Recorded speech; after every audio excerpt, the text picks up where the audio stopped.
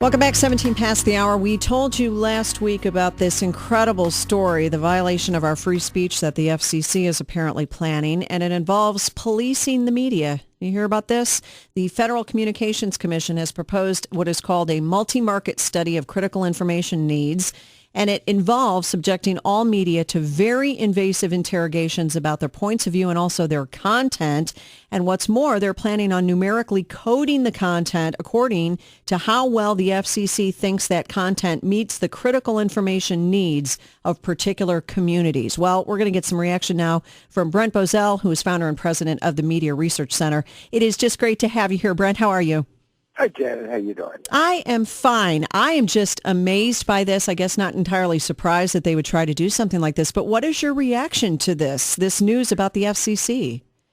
It's frightening. Yeah, it is. It is Big Brother, and it's not Big Brother in a throwaway, ha-ha way. It's Big Brother in all of its worst manifestations. It is the federal government now deciding what should be and should not be acceptable public discourse in the nation. It is anathema to anything this country believes in.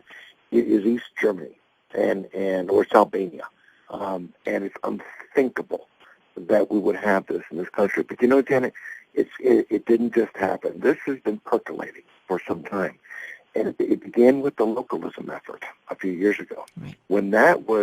When localism as a concept was first introduced, believe it or not, I supported it because the FCC commissioner who came up with this, Mike Comps, is a left-leaning Democrat, not a far leftist, but a liberal Democrat. He came up with the concept of trying to preserve a spot on the radio dial for local programming at a time when everything's being taken over by corporations in New York. The idea being that if you want to have some local music in New Orleans, just reserve a spot on the dial so you can have that. Sounds innocent enough. I didn't have a problem with that. So I supported that idea. But then Rush Limbaugh came out and said, localism is a backdoor to the Fairness Doctrine. Right. It is a way of determining what is acceptable on that radio dial. And I want to do it. So I called the commissioner, who's studying it, and I asked him to comment on that. And he said, well, that's not nonsense. That's not true. That couldn't be done. And I said, okay, show me how it can't be done. Show me the evidence that Rush Limbaugh is wrong about that. And he said, well, let me bring the attorney on. So I put an attorney on the phone. We spoke for 45 minutes. You know, Janet, they couldn't do it. They couldn't do it. At the end of 45 minutes, and I'm sorry, my time opposing you 100%. You can't do it. Rush Limbaugh's right.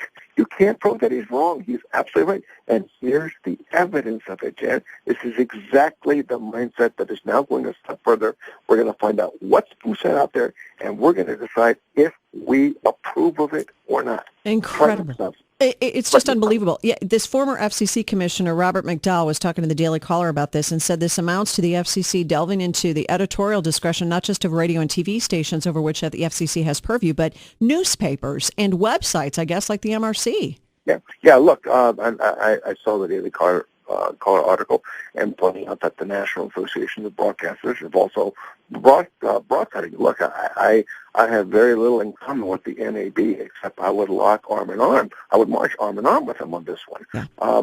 They should, and everyone in journalism should manifestly tell the FCC to go pound sand on this one. Yeah. How dare they? And the thinking, Janet, thinking of some nameless, faceless bureaucrat to come up with this concept. And it's gone through all the steps. So it's now a public document. And that means that hundreds of people have reviewed this and they think it's okay to do this. This is your government out of control. Well, it is, and we have this concept of prior restraint. I mean, this is a complete violation of the First Amendment. So how would this even stand up in court? Well, but the Constitution is something people don't really care about. Yeah. And we've seen that in issue after issue, in case after case after case. This is what happens when they get away with flying the Constitution from everything from Obamacare to recess appointments and everything in between. The will of the Congress. Look at what just happened with Obamacare, where the president unilaterally decided that big businesses would have an exemption on the mandate. He couldn't He had no legal constitutional right to do that. He got away with it because he said he could. This is dictatorial powers they're giving themselves. Well, it follows in that dictatorial sense that if you want to decide dictatorially what is and what isn't acceptable speech, this is how you do it. So is it your thinking that in trying to do this, this is a way to get rid of the opposition? I mean, the media obviously is very much in Obama's corner, at least up until lately. But, I mean, is this really another way of doing the Fairness Doctrine across all the spectrum of media? No question that it is. It is the left, but the left is going for everything. They're going for everything. This is the march through the institutions. What happened with with Ronald Reagan, with the dissolution of the Fairness Doctrine, was that he opened up the floodgates to alternative voices of opinion. What they are trying to do is tap that off now and shut the valve off it so that there is not a free flow of this dreaded conservative opinion. Look at their attitude toward issues, Janet, whether it's pro-life, the traditional family, global warming. They are the most intolerant people in the nation now, where they are saying that it is acceptable only to speak in terms of gay rights, only to speak in terms of global warming, that anything else is simply not decent conversation. Well, this takes it the next step, and it declares what business entity can and cannot participate in the media, which I thought was free. Yeah, I thought was free as well. You know, I'm wondering, too, you had mentioned the NIB, and I had seen the NIB had spoken out against this, but have you seen much across the media spectrum in terms of pushback? I mean, even from liberal media outlets, they can't like the idea of the government policing their content either. Well, I haven't, and that's a head-scratcher. On the other hand, have you seen much outrage about James Rosen being named an unindicted co-conspirator in a felony, in a grievous felony, on an action signed off on by the Attorney General of the United States, which action he denied taking until it came out. All about what? All about the fact that James Rosen dared ask questions about this government. Right. And he now could be going to prison for doing that. Now, Janet, this is not crazy right-wing black helicopter stuff. No. These are realities that are taking place right in front of our very eyes. And one of the reasons I think that this kind of story isn't getting much attention, I think it's a disbelief. Not in this country. Could that ever in a million years happen? Folks, it's happening right before our very eyes. Exactly. I was just talking about the purging of the military, and I was making the same sorts of comments. I said, taken on its own, it's a shocking enough story, but when you take into account other stories like the one here about the FCC, how can you deny that there is some sort of revolution going on? I mean, across the spectrum. The idea of using the most feared government force, the IRS, to persecute into submission your political opponents, to ruin the personal lives of your critics, using this government agency, that makes Watergate pale in comparison, and yet he's getting away with it. Yeah. Well, and you have this acting FCC chairwoman, Mignon Clyburn, Jim Clyburn's daughter, right? Yeah. So, no. It occurs to me, Jan, do you realize that if the FCC had its way, you and I couldn't have this conversation right now? Oh, I know. You'd be up here. Yeah, I know.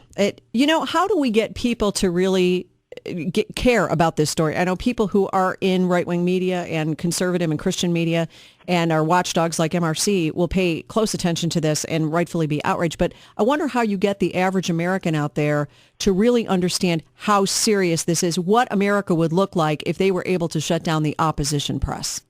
The vehicle is social media. I think it's, Google gives us opportunities, and this is one of them.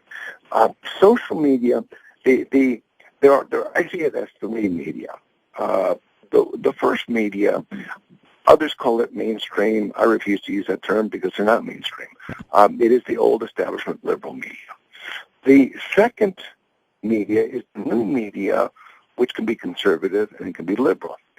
The third media is the newest one to emerge. It's social media.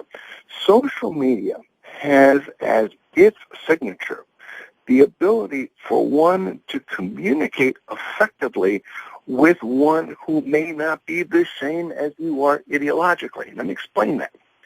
when conservatives are talking in conservative talk radio. You and I are having a conversation right now. Your audience is overwhelmingly conservative, and we're having a conversation among ourselves, and that's good.